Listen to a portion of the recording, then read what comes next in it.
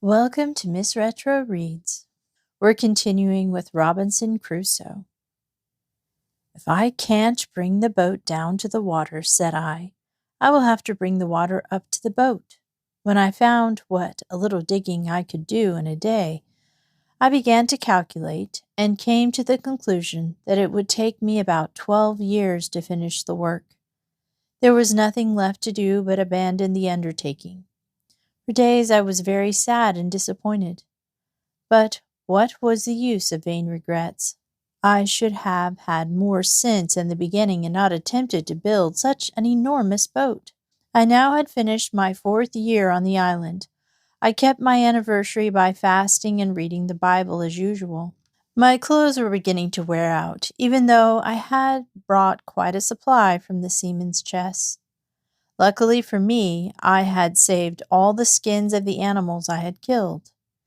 These I had cured by stretching them out in the sun with sticks. Some of them were so hard they were of no use, but many were soft. The first thing I made was a cape and a suit.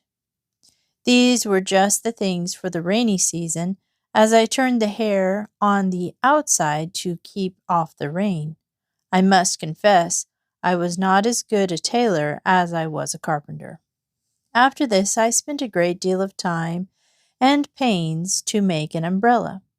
I was obliged to be outdoors so much, it was a most useful thing to me. As well as for the rain, as for the heat, I spoiled 2 or 3 before I could get one that suited. My greatest difficulty was in making one that would close. At last I succeeded.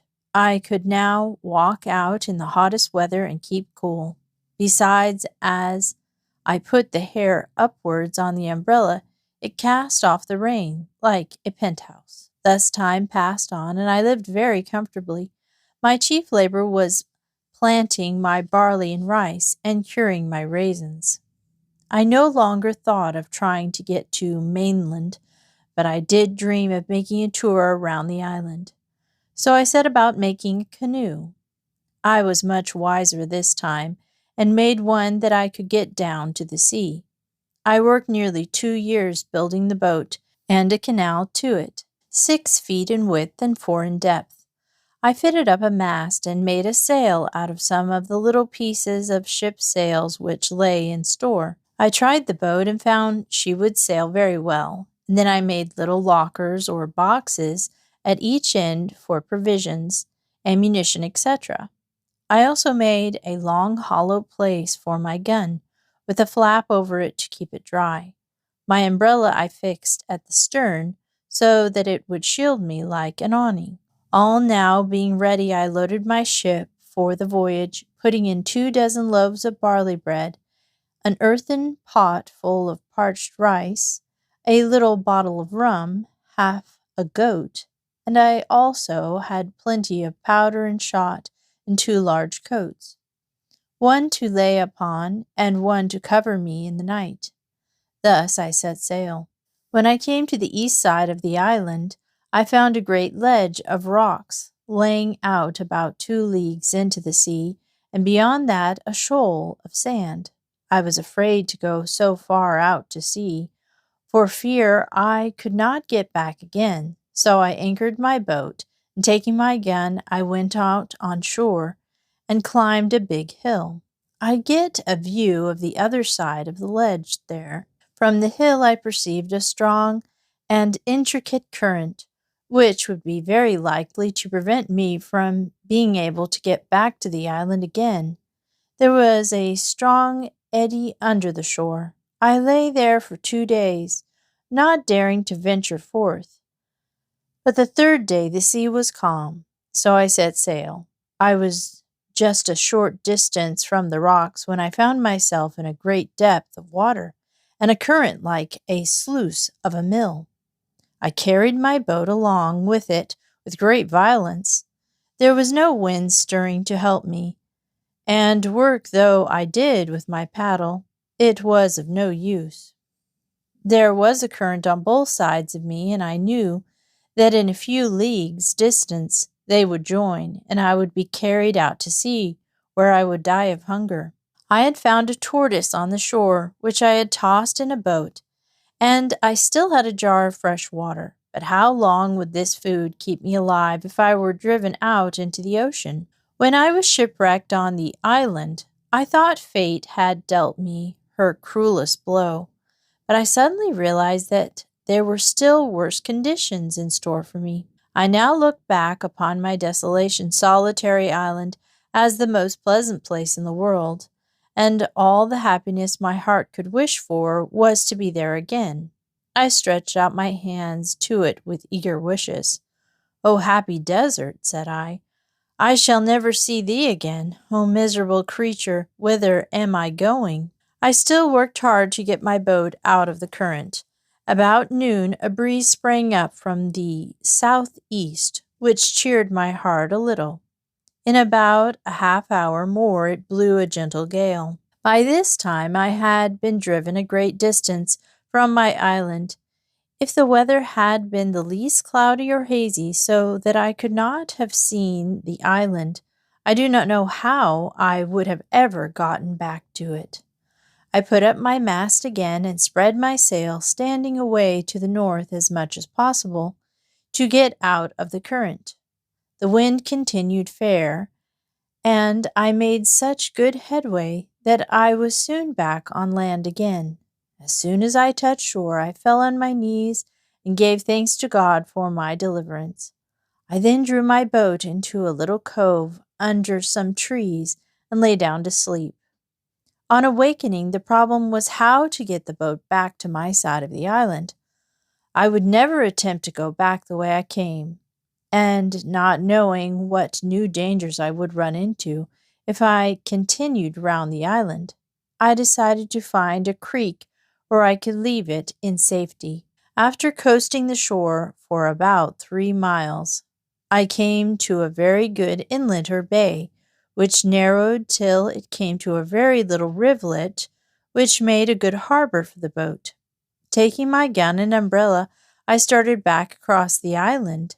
How delighted I was then when I finally reached my summer home, as I called it. I found everything just as I had left it. I climbed over my fence and threw myself down to rest, for I was very weary, and soon fell asleep. Imagine my surprise when I awakened by a voice calling, "Robin, Robin, Robin Crusoe, poor Robin Crusoe. Where are you, Robin Crusoe? Where are you? Where have you been?"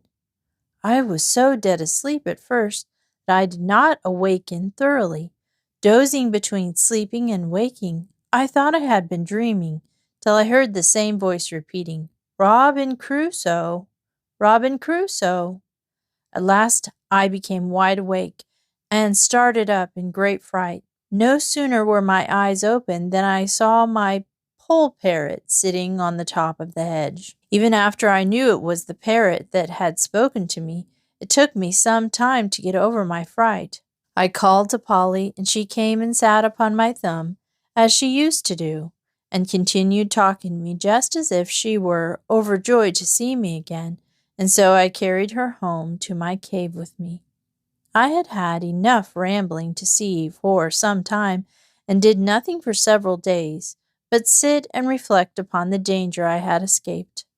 I would have been very glad to have my boat again on my side of the island, but my heart would shrink and my blood run cold at the very thought of venturing to sea again and battling with the unknown currents. I began to think now of another way to kill goats so as to be more sparing of powder. My supply could not last forever, so I set traps and caught some young goat kids, which I tamed, keeping them in large enclosures securely fenced about. Had anybody met me now, he would either have been greatly frightened or else would have had a good laugh at my get-up. I wore a great high shapeless hat made of goatskin with a flap hanging down behind my neck. My jacket was short and made of some kind of skin. The pants were made of skin of an old goat whose hair hung down such a length on either side that it reached to the middle of my legs. I had no shoes or stockings, but had contrived a kind of buskins to flap over my legs and lace on either side. I had a stiff belt of dried skin, and from this hung a little saw and hatchet. I wore another belt which hung over my shoulder. At the end of it, under my left arm, were two pouches, both made of goat's skin too, one for my powder and the other for my shot. I had a basket fastened to my back, carried my gun on my shoulder, and over my head was the great, clumsy, ugly goatskin umbrella. From this description, you can easily imagine what a funny-looking object I was. As the months rolled by, I finally got up courage enough to go to the other side of the island to see if my boat was still safe. It was safe and sound, so I decided to leave it there again and go back and build me another to use on my home side of the island. It happened that one day, about noon, while going towards my boat, I was exceedingly surprised to see the print of a man's foot in the island. I stood like one thunderstroke. I listened, and I looked round me, but I could hear nothing nor see anyone. I quickly climbed to a nearby hill and looked in every direction. Then I ran along the shore, but could detect no other footprint. I came back to the footmark and examined it carefully. Yes, it was the foot of a human being, toes, heels, every part of the foot. I hurried back to my fortification, looked back at every 2 or 3 steps, mistaking every bush and tree for a man. When I came to my cave, I fled into it like one pursued. Whether I went over by the ladder or went in at the hole in the rock, which I called a door, I cannot remember. I was so consumed with fear. I did not sleep a wink that night, but lay trembling, trying to figure out who it could be that had visited the island. I fancied all sorts of things, but finally concluded that some of the men of the main island had been there. I now lived in constant dread of meeting this enemy. When milking my goats or gathering my fruit, if I heard the least noise, I would drop everything and flee to my house. I regretted having cut a door into the rock, beyond where my fortification joined it. Therefore, I resolved to make a second fortification in the same manner, of a semicircle at a distance from my wall, where I had planted a double row of trees about 12 years before. Between these trees I drove great stakes. I now had a double wall. My outer wall was thickened with pieces of timber, old cables, and everything I could think of to make it strong. I left 7 little holes about as big as the thick of my arm, and in these holes I placed my musket like cannon. When I planted the ground without, as full of trees as could well stand and grow, so that in 2 years' time I had a grove so thick that no one would ever imagine there was any human habitation beyond it. One day, as I wandered towards the west of the island, I thought I saw a boat far off at sea. On coming down to the hill, I was amazed to see the shore spread with skulls and other bones of human beings. There was a place there where a fire had been made, and a circle dug in the earth, where I supposed the wretches had sat down to their inhuman feast. It did not seem to me that these wretches had come to this island to search for anything, but simply to have their feasts and go away again. I had been on the island 18 years now, without being harmed, and might easily be there another 18 years without being discovered by them. However, the thought of those wretches and their inhuman customs of eating one another made me pensive and sad, and kept me close within my own circle for almost 2 years after this. By my own circle, I mean my castle or fortified cave, my country seat in the fruitful valley, and an enclosure in the woods where I now kept my goats. During this time, I never once went to see my boat on the other side of the island. I made daily trips to a hill and 3 miles from my castle where I could observe any boats that were on the sea coming near the island. After 2 or 3 months of this hard duty, I gave up watching for them. I managed to get up courage enough to go to the other side of the island and move my boat to the east end, where I hid it securely. The constant fear in which I now lived put an end to all inventions on my part. I was afraid to drive a nail or chop a stick of wood, lest someone would hear the noise. I was uneasy about building a fire, even for fear that the smoke, which is visible at a great distance in the day, should betray me. To my great consolation, I had found a natural cave in the woods. The entrance was a small hole at the base of a large rock. Inside it was roomy and quite dry, but pitch black. Into this grotto I carried my magazine of powder, several muskets, and other things. It was now December of my 23rd year on the island, it being the month of harvesting. I had to be abroad in the field most of the time. Going out early on the morning, I was surprised to see a light on the shore, about 2 miles away, and to my horror, on my side of the island. I was so surprised that I rushed back to my castle and pulled the ladder up after me. If the men should happen to ramble over this side of the island and discover my cornfield partly cut, or see any of my works, they would immediately conclude that there were people in the place, and would then never rest till they had found me out. I loaded my muskets, which were mounted upon my fortifications, and all my pistols, and resolved to defend myself to the last gasp. At the end of 2 hours I became impatient for news. I climbed over my high wall and went to the top of the hill, which was my observation tower. Pulling out my glasses, I lay flat down on the ground and began to look for the place from which the smoke was rising. Yes, there was the fire, with 9 men sitting round it. I could also see 2 canoes, which they had hauled up upon the shore. For about an hour or more they danced around the fire. Finally, as soon as the tide made to the westward, I saw them take the boat and paddle away. As soon as they were out of view, I took my guns and pistols and went over to the place. My indignation knew no bounds when I saw the marks of their dreadful feast, for there were human bones scattered about on the sand. I began to ponder how I could destroy them when they should come again. After that, I went often to the hill to look for them, and if they had come, I should certainly have attacked them. But more than a year elapsed, and I saw no signs of them. In the meantime, an event happened which intensely excited me. There had been a storm of wind all day and evening, and a great deal of thunder and lightning. I was quietly reading my Bible when suddenly I heard a noise of a gun, as I thought, fired at sea.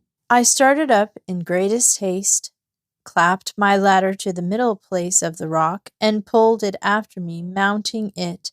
The second time I reached the top of the hill just as another shot was fired. I concluded that there must be a ship in the distress.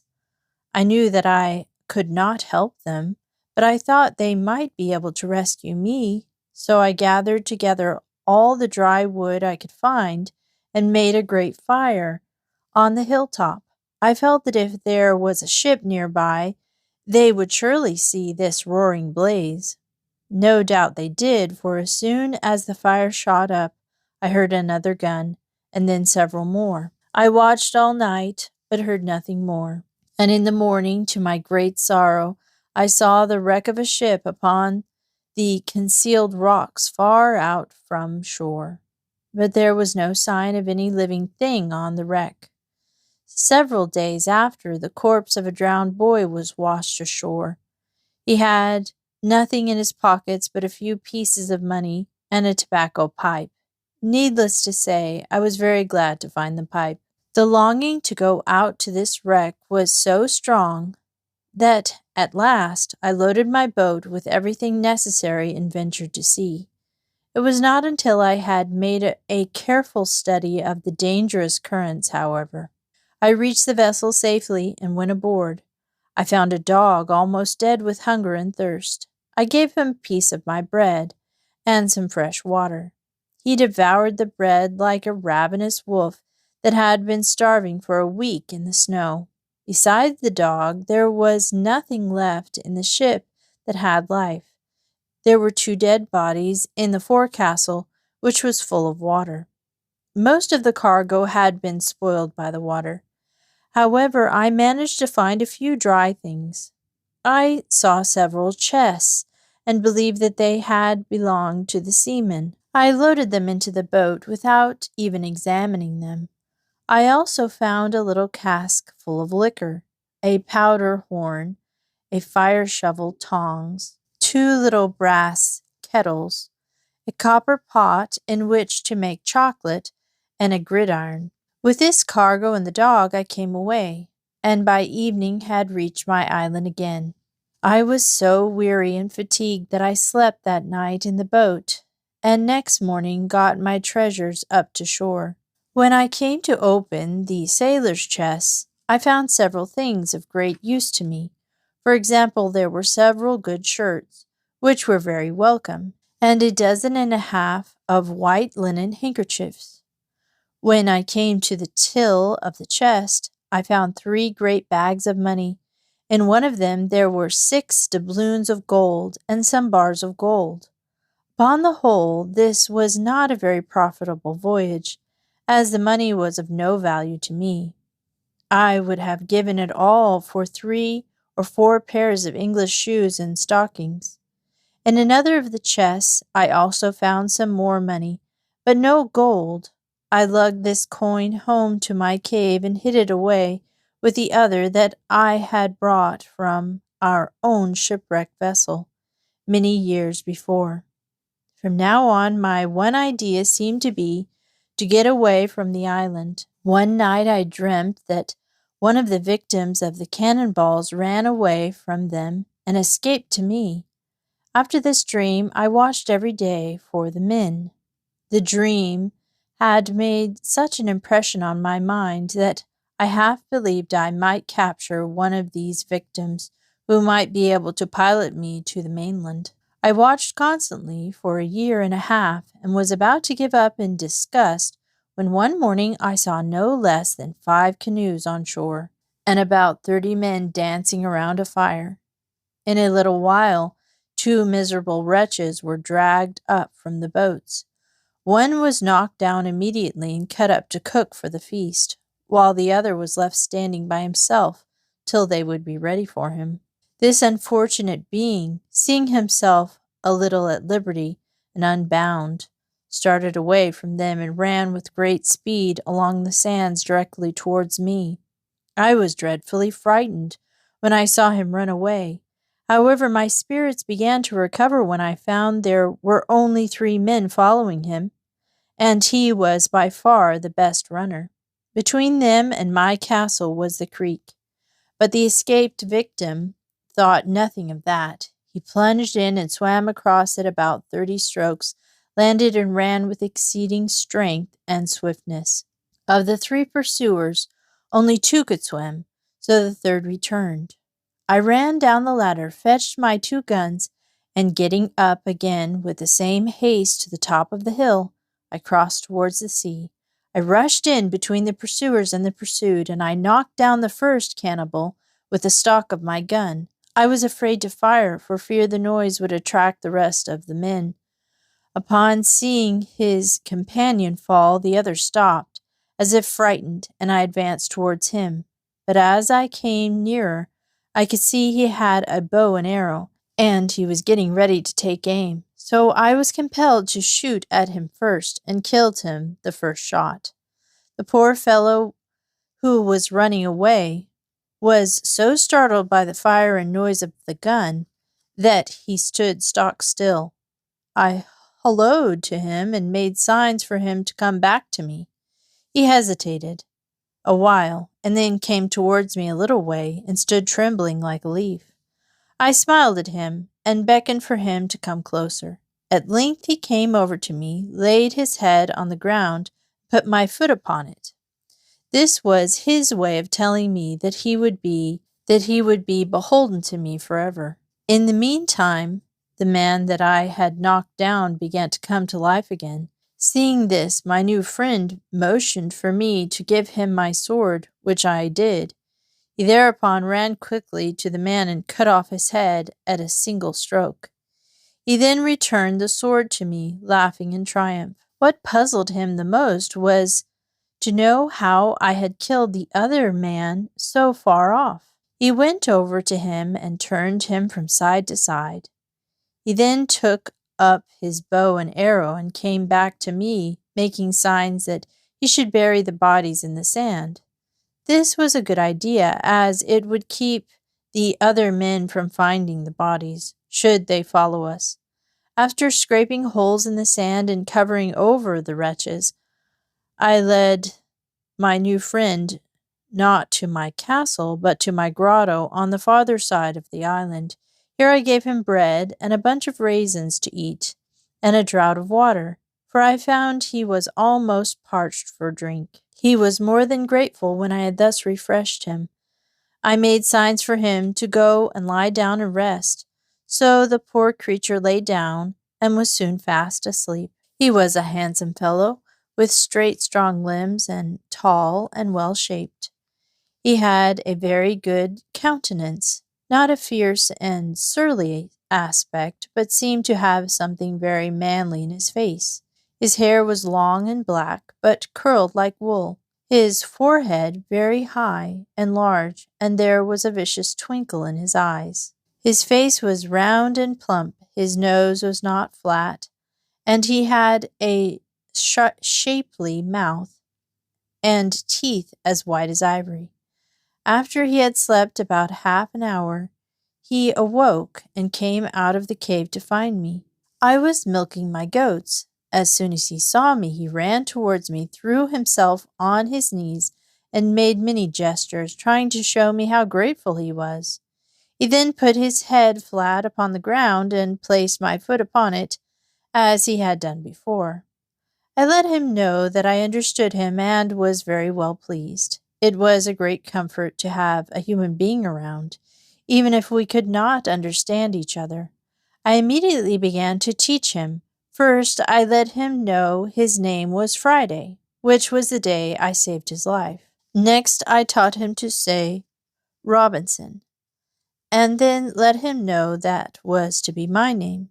As soon he learned to say yes and no, and to know their meanings. When we had our first meal together, I gave him some milk in an earthen pot, and let him see me drink mine before him, and sop my bread in it. I then gave him a cake of bread, with which to do the same. He quickly followed my example and made signs that the food was very good. We stayed at the cave all night. Early next morning, I beckoned him to come with me, and let him know that I would give him some clothes. This seemed to please him. As we went by the place where we had buried the two men, he pointed to the place, making signs that he would dig them up again and eat them. At this I appeared very angry and pretended to vomit at the very thought of such a thing. I beckoned for him to come away, which he did in a most submissive manner. I then led him up to the top of the hill to see if his enemies were gone. By the aid of my glass, I could see the place where they had been, but there was no trace of them or their canoes. We went down to the shore and carefully buried the remains of the horrible feast. After many gestures and antics, Friday made me understand that there had been a great battle, and that 4 prisoners, of which he was one, had been brought to this island to be eaten.